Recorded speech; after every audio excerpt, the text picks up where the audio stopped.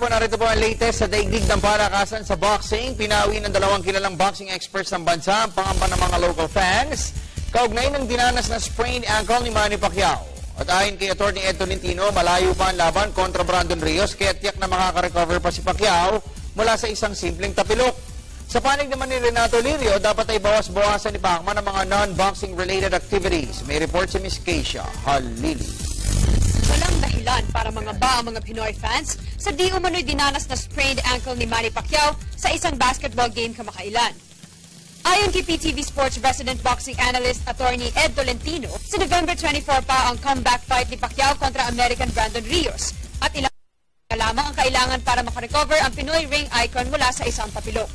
Maraming nag-aagam-agam dito sa naging ankle sprain ni Manny Pacquiao while playing basketball.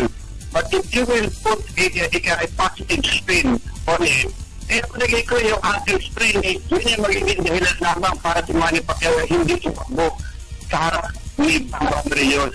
Talagang is indicative na sasabayan niya ang atake ni Brandon Rios. Ano? So, no sense of panic para sa Team Pacquiao. Hindi lamang once training starts, makikita ni Miss Pacquiao basketball. Sa punto de vista naman ni sports radio anchorman Renato Lirio, na may magsilbing babala kay Pacquiao ang mild injury para maghunos dili ito sa pagsabak sa mga non-boxing related activities. Naniniwala si Lirio na lubhang delikado kung magtatamo ulit ng injury ang Sarangani Fighting Pride kapag malapit na ang laban.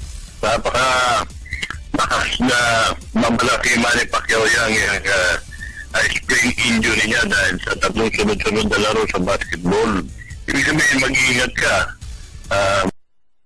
Very early pa yung injury niya. Medyo, di siyempre masubuti yung walang injury.